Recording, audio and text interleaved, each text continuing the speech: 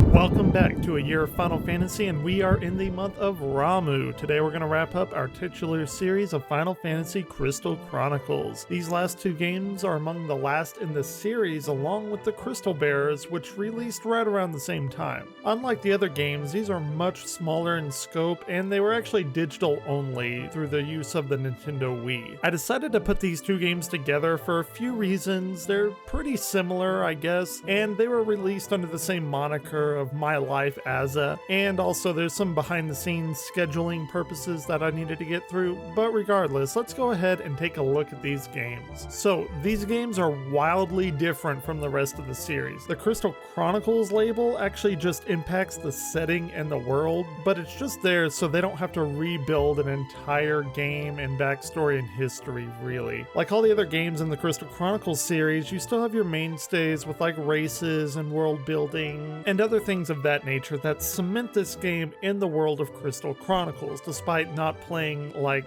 any of them at all. So with that being said, again, the game bears little resemblance in any kind of gameplay aspect.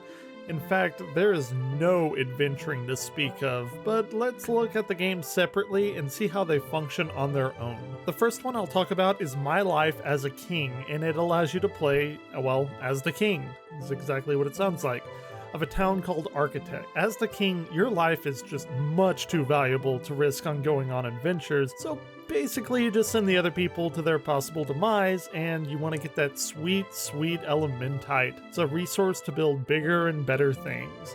Essentially, this game is a city managing game, maybe something like on the order of The Sims, but not exactly. I think it really has its place as a strategy game wrapped in a Final Fantasy adornment rather than being really a true RPG in and of itself.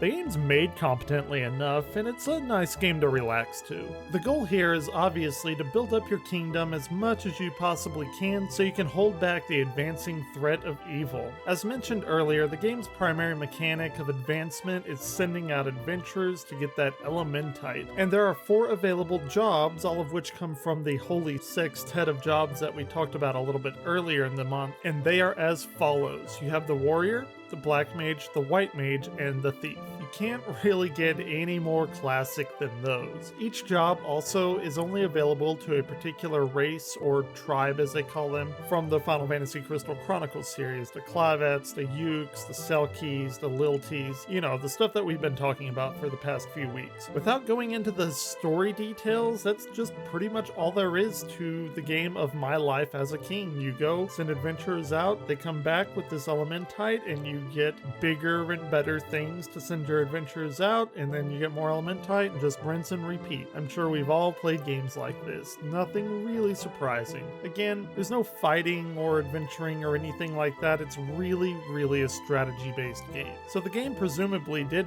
fairly well with the audience, at least enough to spawn a sequel called My Life as a Darklord. It released the following year after My Life as a King. And you know what? We're just gonna call it Darklord from now on, okay?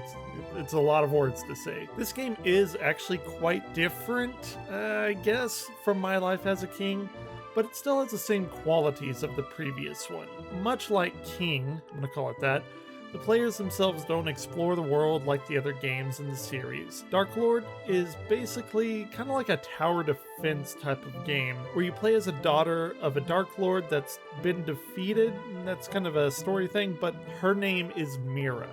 Mira basically sets out to prove herself and to save and nurture these monsters. And as you travel to different territories with Mira's flying castle, the castle will be invaded by the enemy, which is, you know, the heroes that you would traditionally think of, but you are a Darklord, so they're your enemies. And as your castle gets invaded by these enemies, it's your job to stop them by laying down traps and hazards all over the place to protect the tower from the adventurers stealing your dark crystal.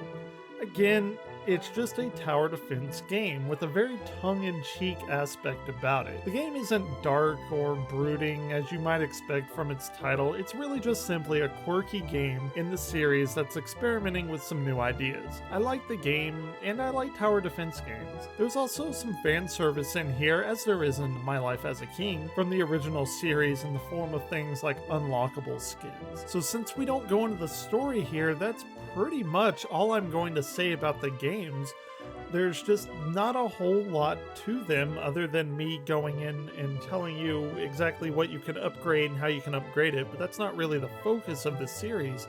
We're just looking at the games in general. So if you want to play it, go ahead. I believe the Wii shop is still open. I'm not sure though, because right now it is only available on the Wii Virtual Console for download. And with that, we've covered the entirety of Final Fantasy Crystal Chronicles, at least up until the recording of this particular episode. As of now, there have been no official mentions of a new game in the series. However, with the recently released Nintendo Switch being perfect for this multiplayer type of content that Final Fantasy Crystal Chronicles is known for, barring these last two games, it's not out of the question.